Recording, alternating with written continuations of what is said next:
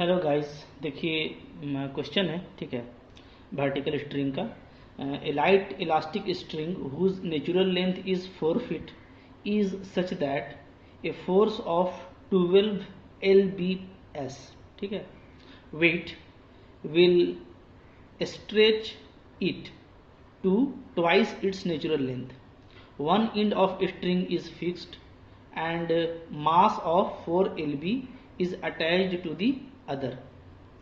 Initially the string is vertical and the mass is held so that the string is just unstretched.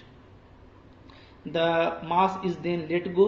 Prove that its subsequent oscillation is simple harmonic and find the amplitude, periodic time, maximum velocity, okay, taking g to be 32 feet per second, that means 32 per second square. Okay, देखिए यहाँ पे जो question है, तो question में कुछ बातें ध्यान देनी है। एक की एक स्ट्रिंग है आपका, ठीक है, जिसका एक्चुअल लेंथ क्या है, 4 फीट है। ओके, और इसमें एक मास डाला गया है, ये देख रहे हैं, ये मास है हमारा। ये मास आपका m दिया हुआ है, कितना है, ये है 4 lb, ठीक है। तो ये जो यूनिट है ना, lbs lb, ये आपका फुट पाउंड में दिया हुआ है, ठीक है, पाउंड फुट का यूनिट है। यानी जो मास है आपका, समझ लीजिए 4 पाउंड है, ठीक है।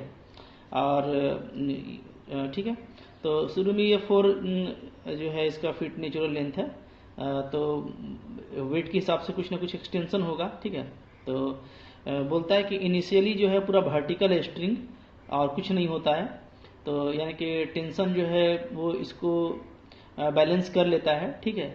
और बाद में फिर ये थोड़ा नीचे की तरफ जाता है, तो जाहिर सी बात है थोड़ा और नीचे जाएगा तो क्या होगा, उसके बाद टेंशन इसको ऊपर की तरफ लाएगा तो इसमें ऑक्सीलेशन होगा, ठीक है।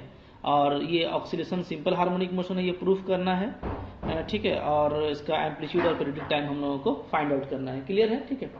तो यहाँ पे देखिए, यहाँ पे कुछ हम लोग स्टार्ट करते हैं। काफ़ी एक क्वेश्चन है, ठीक है, कोई खास क्वेश्चन नहीं है। देखिए कैसे इस क्वेश्चन को हम लोग डील करेंगे, लेकिन इस तरह का क्वेश्चन भी आ सकता है, ठीक है। देखिए सोल्यूशन ऐसा हो जाएगा। ओके, कैसा होगा, ले लेते हैं हम लोग ओ ए, ठीक है, इक्वल टू 4 फीट, ये दिया हमारा 4 फीट है, ठीक है। Feet be actual length of string, length of string fixed at point O, ठीक है, ये हो गया। अच्छा, इसमें देखिए यहाँ पे हम लोग लिख सकते हैं कि जो गिवन है ना वो ये है कि लेमडा जो है आपका वो 12 है, ठीक है। ये जो एलबीएस दिया हुआ है, एलबीएस वेट, तो ये देखिए है ना, ये लेमडा होता है। जब भी इस तरह का आपको दिया रहे, बोलता है कि एक फोर्स है, ठीक है, जो इसको स्ट्रेच करता है ट्वाइस इट्स नेचुरल लेंथ, ठीक है। तो अगर twice its natural length stretch करेगा ना, तो ये लेमडा हो जाएगा 12, ठीक है। कैसे होगा, देखिए हम ये आपको दिखा देते हैं। जैसे हम लोग जो टेंशन पढ़े हैं, ठीक है, टेंशन का फॉर्मूला क्या होता है, ठीक है, इन इक्विलिब्रियम, इक्विलिब्रियम में रहता है चूंकि थोड़ी देर तक। ओके, तो इक्विलिब्रियम में जो टेंशन होता है वो क्या होता है, वो होता है आपका लेमडा इंटू एक्सटेंशन। तो देखिए ट्वाइस बोल रहा है, यानी कि जितना पहले था उतना ही बाद में एक्सटेंड कर गया, ठीक है। तब इसका लेंथ क्या हो गया, दुगना हो गया। तो यानी अगर एक्चुअल लेंथ एल है तो एक्सटेंशन भी कितना हुआ, एल, तो एल आपका कट गया। तो लेमडा इक्वल टू क्या बचेगा, टी, यानी टेंशन, ठीक है। यही टेंशन वो फोर्स है जो क्या करता है, इसको स्ट्रेच करता है, ठीक है, जिसके अगेंस्ट में ये स्ट्रेच होता है, ठीक है। तो ये आपको दिया हुआ है 12। तो याद रखिए अगर डबल लेंथ से होता है तो डायरेक्ट लेमडा का वैल्यू क्या हो जाएगा, 12। और अगर डबल लेंथ नहीं होता है तो जो भी लेंथ होगा इस तरीके से आप टी का जितना रेशियो आएगा उस तरीके से आप वैल्यू निकाल लीजिएगा, ठीक है। तो ये यहाँ पे ध्यान रखना है। ओके, अच्छा, अब देखिए यहाँ पे और क्या है, एम जो है आपका दिया हुआ है वो है 4 पाउंड दिया हुआ है, 4 एलबी, ठीक है ना। क्लियर है। तो चलिए हम लोग बात कर लेते हैं। मान लेते हैं कि पॉइंट ए से नीचे एक्स डिस्प्लेस होता है, ठीक है। लेट सपोज करते हैं हम लोग, ठीक है, कि at equilibrium,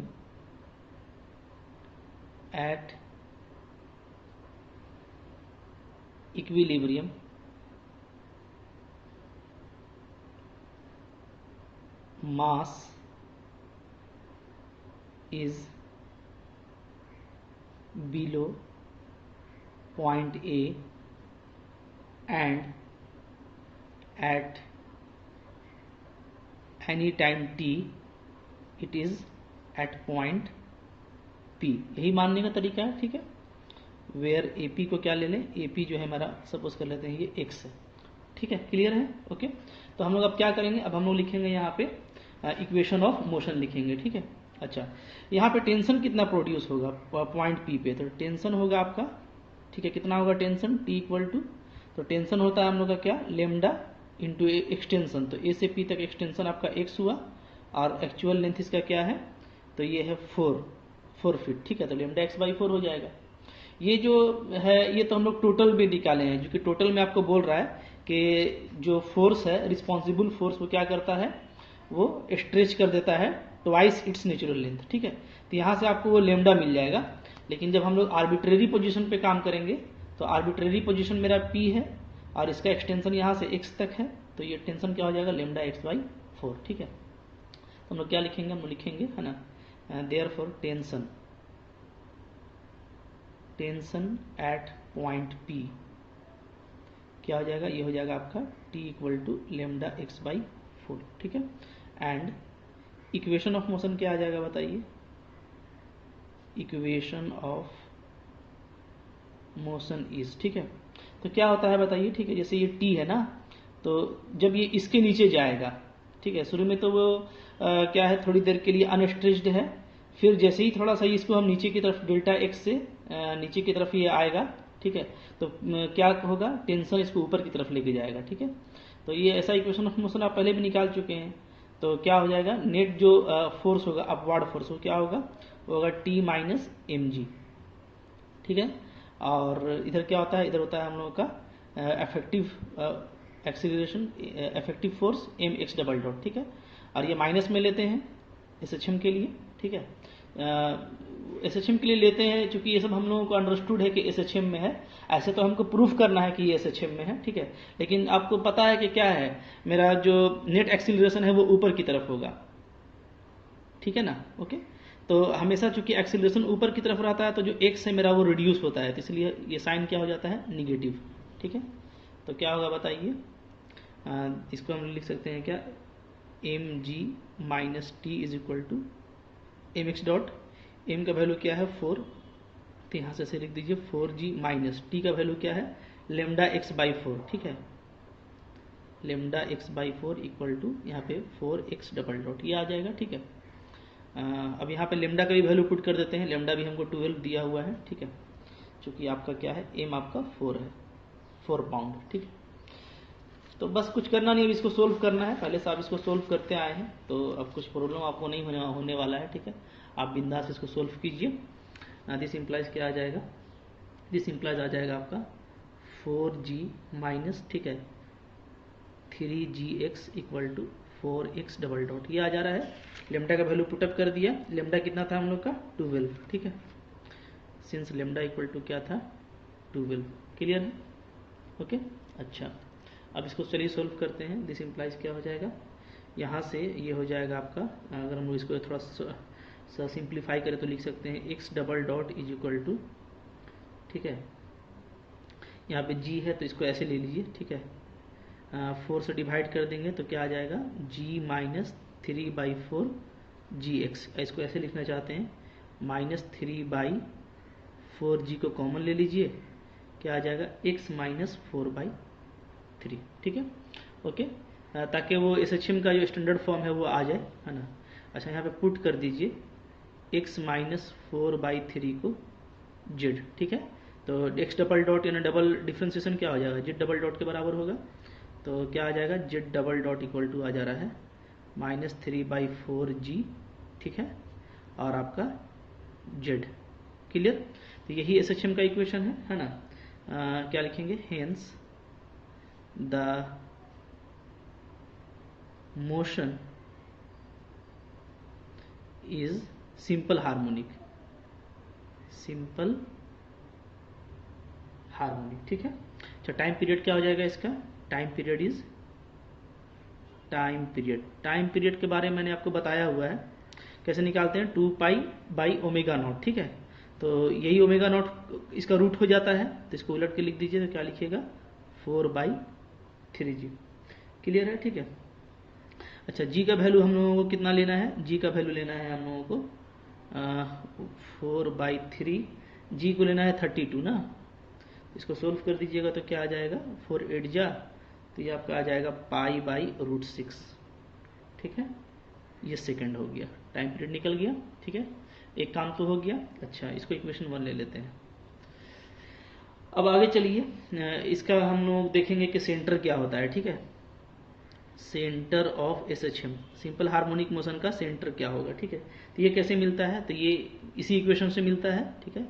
is given by कैसे, तो z=0, जो डिस्प्लेसमेंट है उसको 0 करते हैं। चूंकि ये जब इक्वेशन मिलता है तो जो z=0 होता है वो क्या होता है, सेंटर ऑफ SHM कहलाता है। तो यहाँ पे जो मेरा z है वो कितना है, x-4/3 है, ठीक है। ये देख लीजिए x-4/3 को z बोले हैं, तो ये हो गया। तो यहाँ से x का वैल्यू क्या आ गया आपका 4/3, और x क्या है, x जो है आपका वो डेप्थ है, कहाँ से, पॉइंट A से, ठीक है। तो हम लोग अगर ऊपर से निकालें पॉइंट ऑफ सस्पेंशन से, तो 4 फीट लंबाई है और 4/3 A से, तो क्या हो जाएगा बताइए, ठीक है। तो हम लोग हो जाएगा therefore centre is eight depth, कितना हो जाएगा, तो यही 4/3 भी ले सकते हैं, ठीक है। 4/3 फीट बिलो A, ठीक है। क्योंकि A से हम लोग x क्या है, x जो हम डिस्टेंस लिए हैं वो A से लिए हैं ना, ठीक है। तो x मेरा क्या आ जा रहा है बता दीजिए, ये मेरा आ जा रहा है, ठीक है, 4/3 फीट बिलो A। क्लियर है, ठीक है। अच्छा, सेंटर निकल गया। इसके बाद क्या निकालना चाह रहे थे, इसके बाद हम निकालना चाहते हैं इसका वेलोसिटी, ठीक है। ओके, चाहे एम्पलीट्यूड और मैक्सिमम वेलोसिटी निकाला जा सके तो आइए उसको भी कर लेते हैं, ठीक है। वेलोसिटी निकालने के लिए कहाँ से चलेंगे हम लोग, इक्वेशन 1 से, ठीक है। इक्वेशन 1 इम्प्लाइज क्या लिख सकते हैं बताइए, तो हम लोग लिख सकते हैं z को z, चूँकि ये क्या होता है, ये मैं आपको बताया था कि ये है आपका जेड का डबल ऑर्डर डेरिवेटिव, ठीक है। तो इसको कैसे लिख सकते हैं, इसको लिख सकते हैं हम लोग v/dv/dz, ठीक है। क्योंकि x को क्या लिख सकते थे, एक v/dv/dx, तो यहाँ पे ऐसे लिखेंगे इक्वल टू -3/4g, और इधर आपका z, ठीक है। इंटीग्रेट कर दीजिए इसको, इंटीग्रेट करेंगे कैसे लिखेंगे v/dv इक्वल टू -3/4g और z dz, ठीक है। ओके, इंटीग्रेशन से क्या आ जाएगा, इंटीग्रेशन से ये आ जाएगा हम लोग का this implies v² is equal to -3g/4 z² plus एक कांस्टेंट c, ठीक है। ये कांस्टेंट c को फाइंड आउट कर लेते हैं, तो कैसे निकाल लेंगे, ठीक है। देखिए इसको हम कैसे निकालेंगे ना, व्हेन मैं लिख रहा हूँ जब हम लोग का x का वैल्यू 0 होगा, x का वैल्यू 0 होने का मतलब क्या है कि पॉइंट A पर होगा, that is particle is at point A। अगर पॉइंट A पर होगा, ठीक है, तो वो तो इक्विलिब्रियम है, यानी वहाँ पर तो रेस्ट पर होता है, ठीक है। तो वेलोसिटी क्या हो जाएगा, वेलोसिटी हो जाएगा 0। अच्छा, अब देखिए चूंकि मेरा z क्या है, z है x-4/3, ठीक है। तो x अगर 0 होता है तो z क्या हो जाएगा, z हो जाएगा आपका 4/3। क्लियर, तो यहाँ पे z का मान 4/3 डाल दीजिए और v को 0, तो क्या आ जाएगा, तो c मेरा आ जाएगा 3g/4 और 4/3 का स्क्वायर। क्या वैल्यू आ जा रहा है, तो वैल्यू आ जा रहा है आपका 4 4 3 3 एक कैंसिल होगा, ठीक है, तो आ जाएगा 4g/3। क्लियर, ये सी का वैल्यू आ गया। ओके, तो हमारा इक्वेशन 2 से वेलोसिटी क्या आ जाएगा, देयरफॉर फ्रॉम 2 जो मेरा v² है उसका वैल्यू आ जा रहा है 4g/3 -3g/4 z²। क्लियर है, ठीक है। तो ये हम लोग को वेलोसिटी मिल गया, वेलोसिटी का जो जनरल इक्वेशन होता है, सो ये हो गया इक्वेशन 3। ओके, अब देखिए पार्टिकल जो है हमारा वो क्या हो जाता है, नीचे मूव करना बंद कर देता है ना, ठीक है। तो अगर नीचे जैसे पार्टिकल जितना एक्सटेंड करेगा तो सबसे लोएस्ट पॉइंट पे क्या हो जाएगा, इसका वेलोसिटी 0 हो जाएगा। ठीक है, लिखेंगे the particle stops moving downward. ठीक है, एक टाइम आएगा कि जब ये नीचे जाना बंद हो जाएगा, फिर ऊपर आएगा, तो जो लोवेस्ट पॉइंट होगा वहां पे क्या होगा, भी 0 हो जाएगा। देयरफॉर एट लोवेस्ट पॉइंट भी क्या हो जाएगा, 0। ठीक है, तो भी अगर 0 हो जाएगा तो 3 से क्या मिल जाएगा मेरे को बताइए, 3g/4 z² equal to 4g/3। तो यहाँ से z आ जाएगा हम लोग का कितना, जी तो कैंसिल हो जाएगा, 4/3 का स्क्वायर। ठीक है, तो z का वैल्यू क्या आ जा रहा है, तो z का वैल्यू आ जा रहा है ±4/3। ओके, अच्छा, तो एम्पलीट्यूड मेरा क्या हो गया, एम्पलीट्यूड मेरा यही हो गया। ठीक है, क्योंकि मेरा SHM जो है हम इसको लिए थे, तो ये अगर मेरा SHM का इक्वेशन है तो इसमें मेरा जो z का वैल्यू मिलता है, ठीक है, वो क्या कहलाता है, वो मेरा एम्पलीट्यूड कहलाता है। ठीक है, तो देयरफॉर एम्पलीट्यूड क्या आ गया, एम्पलीट्यूड आ गया आपका इक्वल टू 4/3 फीट। ओके, अच्छा, अब मैक्सिमम वेलोसिटी कब होगा, तो मैक्सिमम वेलोसिटी कब होगा, ठीक है, जैसे आप देखें यहाँ इक्वेशन 3 से, हाँ आप देखिए कि ये मेरा पॉजिटिव वैल्यू है। ठीक है, और ये मेरा निगेटिव वैल्यू है, क्योंकि z² हमेशा पॉजिटिव होता है, तो ये परफेक्टली आपका पॉजिटिव वैल्यू है। तो एक पॉजिटिव में एक पॉजिटिव वैल्यू आप घटा रहे हैं, तो v² का वैल्यू क्या हो रहा है, माइनस हो रहा है। तो v² मैक्सिमम कब होगा, जब मेरा z 0 हो जाए। ठीक है, क्योंकि z का कोई भी वैल्यू डालेंगे तो ये मेरा पॉजिटिव वैल्यू आएगा। तो ये मैक्सिमम कब होगा, जब ये 0 हो जाए, तो सिर्फ ये बचेगा। ओके, तो हम क्या लिखेंगे, हम लिखेंगे from 3 velocity v is maximum कब, वेन z इक्वल टू 0। ठीक है, क्लियर है, समझ में आ रही है बात। इसलिए कि देखिए ये कोई भी एक वैल्यू है ना, उस वैल्यू में एक वैल्यू आप माइनस कर रहे हैं, और जो वैल्यू आप माइनस कर रहे हैं वो पॉजिटिव वैल्यू है, क्योंकि z² है, तो डेफिनेटली इसमें हमेशा कुछ ना कुछ माइनस हो रहा है। और आपको कोई बोले कि आप मैक्सिमम वैल्यू इसका बताइए, इसका मैक्सिमम वैल्यू कब मिलेगा, जब ये जो माइनस होने वाला चीज है ये 0 हो जाए। ठीक है, इसलिए कि इसके अलावा कुछ भी होगा तो इसको कम कर देगा, तो z को 0 लेंगे तो ये क्या हो जाएगा, मैक्सिमम। आई होप ये सब बात आप जानते होंगे, लेकिन मैं फिर भी आपको थोड़ा समझा दे रहा हूँ। ठीक है, तो क्या हो जाएगा, z को 0 कर दीजिएगा तो देयरफॉर v मैक्सिमम हो जाएगा आपका। ठीक है, इक्वल टू क्या हो जाएगा, √4g/3, और g का वैल्यू क्या लेना है हमको, 32। तो 32 को 4 से आप मल्टीप्लाई कर दीजिएगा। ठीक है, यहाँ से आप 4 को कॉमन भी ले सकते हैं, 4 को कॉमन ले लेंगे तो क्या आ जाएगा, 4। ठीक है, ऊपर में बचेगा आपका 8/3, यही आपका हो गया। ठीक है, फीट पर सेकंड। क्लियर है, इस तरीके से देखिए इस क्वेश्चन को डील करना था। तो कोई खास क्वेश्चन नहीं था, इस तरह का क्वेश्चन आप पहले कर चुके हैं, लेकिन कुछ यूनिट वगैरह का खेल था तो मैंने आपको इसको बता दिया। ठीक है, थैंक यू फॉर वॉचिंग।